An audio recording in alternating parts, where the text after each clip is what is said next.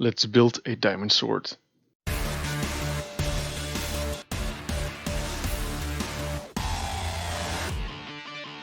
First of all, how did I calculate how big the sword needs to be? Well, in Minecraft, one block is 1 meter high, so 2 blocks is 2 meter, and when you look at the XYZ coordinates, you can see the eye position, so we can estimate that Steve is 1 meter 85 big, and then you can calculate the height of 1 pixel.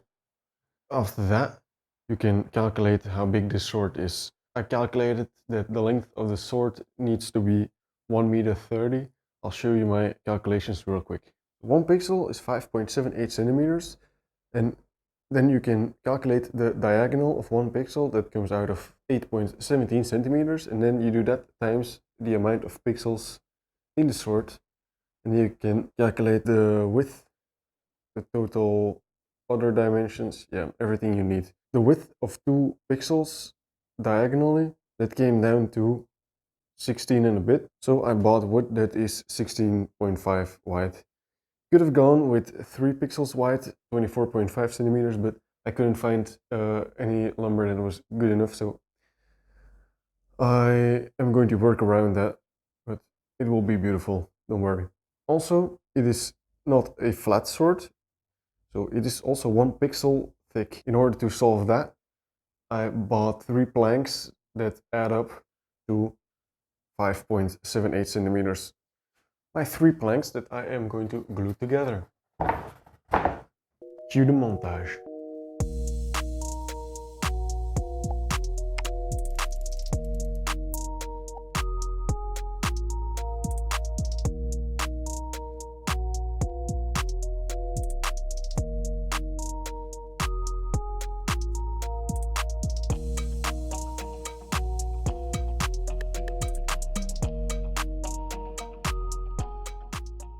And now we wait. While drawing, I noticed that it is going to be comically big, but I said I was going to make a life-size Minecraft sword, so I'm just gonna continue and it's gonna look good no matter what. So, quick time lapse of me cutting it.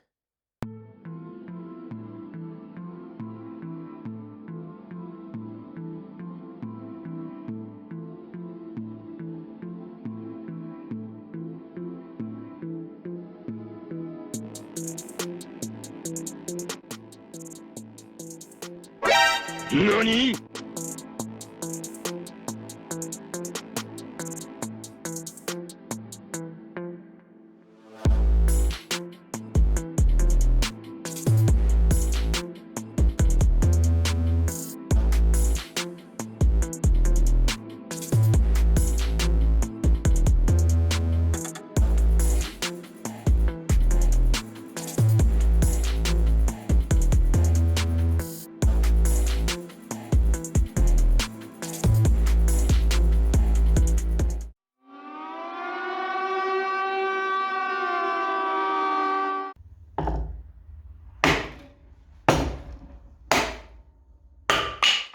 Good day, my name is Business Scientist.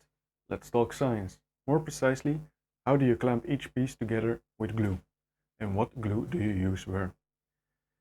I've got 5 pieces that are used multiple times or just once, and I will make everything clear with pictures because the clamping could be a little bit difficult.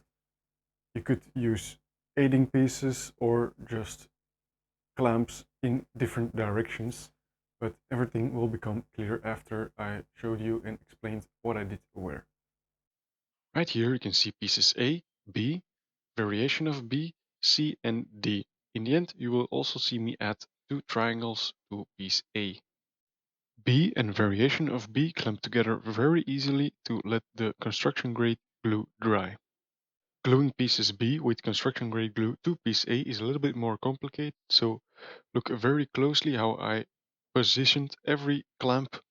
I used a few of the very many cutoffs that I made during the cutting to help me with the gluing. You could use regular glue, but I also used construction grade glue in this position. Jump back to a little bit earlier in the project. You saw me use two types of glue on the same glue up. I will explain later on why I did that. The final glue step might need a little more explanation on how to do it. I've got the pommel of the sword, you could say, but because of how white the wood was, I still need to install two cutoffs of another part that fit perfectly onto the pommel as to how it can become a square. So I'm going to cut two aiding pieces. I've got my square cutoff from the guard. I'm going to cut a piece out so it fits like this. I'm going to show it closer to you guys. So it fits like this. So you can attach clamps and the glue can dry perfectly. So let's get that real quick. And ta-da! Perfectly fitting piece. Now just easily clamp it from both sides and you're finished. While this is drying, with a little towel under it, because my table is made out of wood and I don't want my sword attached to my table, of course. But yeah, while that's happening, let me tell you something more about the glue I used. I explained what glue I used to wear and how I clamped it, but why did I use different sorts of glue? Well, we've got the first one, that's a fast glue. I've got this one, that's a normal glue. And then the last one, that's construction grade glue. So first one, fast, that's what I'm using right now, by the way, because although it's the fastest, it's not the strongest.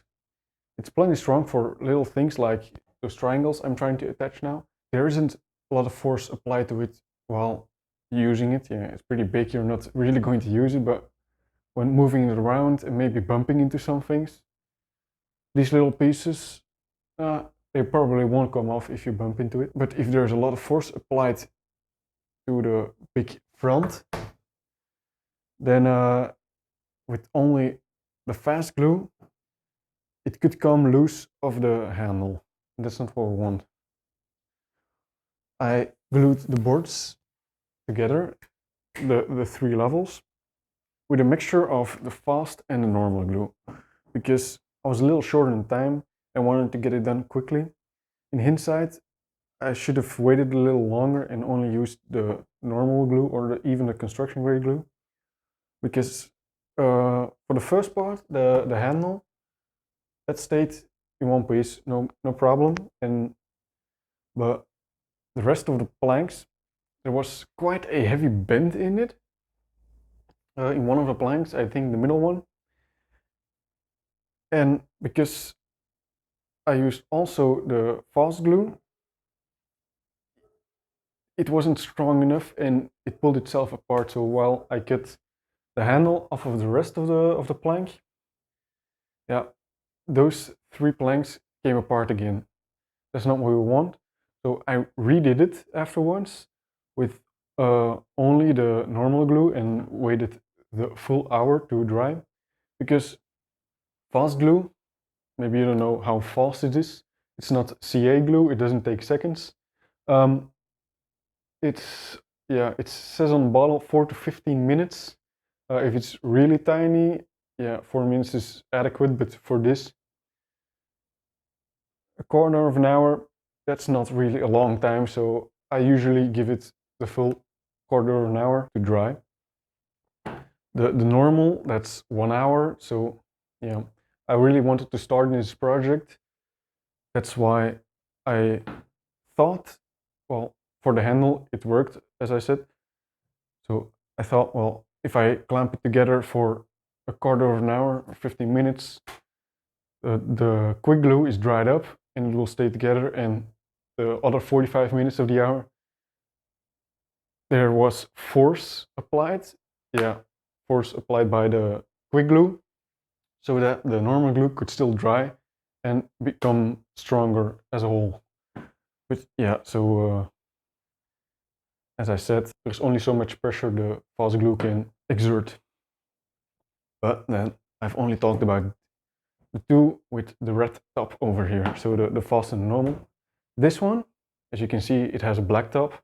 I don't know if all brands use this method of labeling this construction grade glue with another color, but in this case it is. If you want to know the brand, it's Bison. It's yeah, I've always seen my grandpa use that in my local DIY store. There's most of Bison. There are other brands, but yeah, well, isn't the most expensive one, and in my opinion, I've never seen any project fall apart at my grandpa's, so I know I can trust this brand. But yeah, so aside from that, the last one is construction grade glue. I don't know why they give it another color, but it's a handy reminder that this one is toxic. These two, nah, no problem. If you get it on your hands, just wipe it off.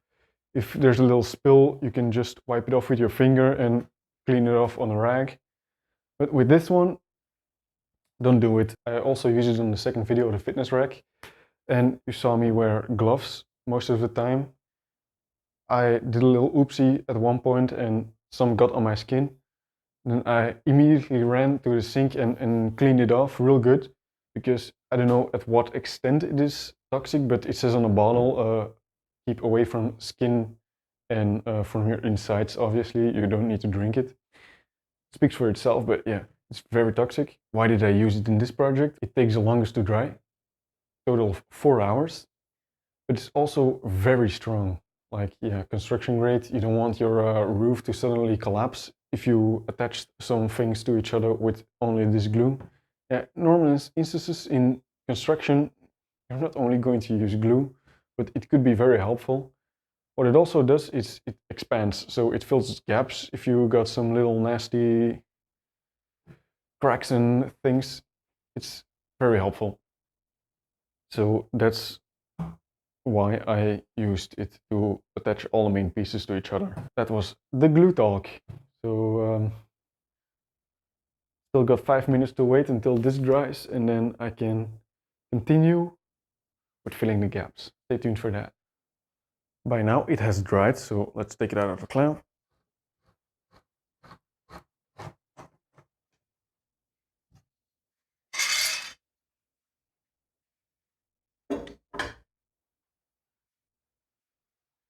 Two 18 pieces came off cleanly, no problem. Let's throw them onto the pile. I've got a lot of scraps laying over there. So, and these two, no glue on my table, and whoa, they are firmly on there. Let's flip it.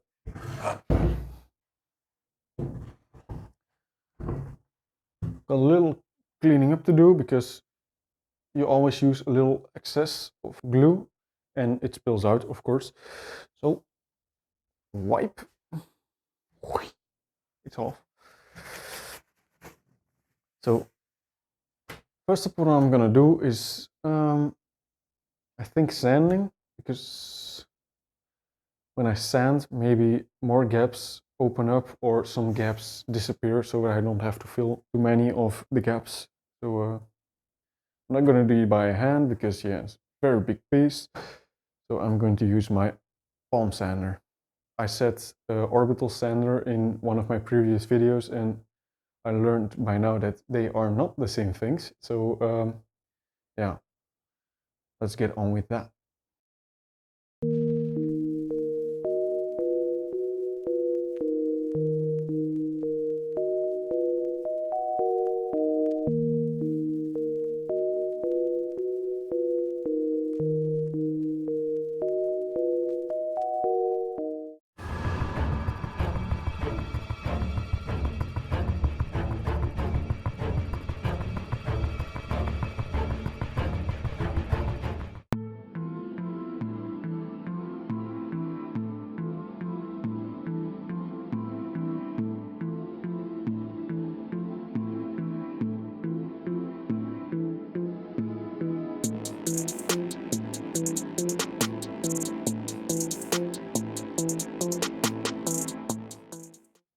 First of all, I'm terribly sorry for the not so good audio quality, but apparently my mic got busted while working in my shop, or in my garage, I should say. And second, I'm also terribly sorry, but businessman Bus couldn't be here today to talk numbers about this diamond Minecraft sword. But I will try to do an attempt at explaining how much it cost. So I think it was around 60 euros of wood. That was before the exponential growth of the cost of wood. Paint around 50 euros, but obviously I still got a lot of paint left in the cans because it's not a very big surface. It isn't my best work. There are a few imperfections that I definitely could have masked, but I will probably just hang it up on my wall because I think it's a nice build. If one of my friends likes it even more than I do, I will maybe sell it at a reasonable price to him or her. No judgment. Also, it's very heavy. I used a very softwood pine. So normally a sword made out of pine should be liftable, but it's very heavy.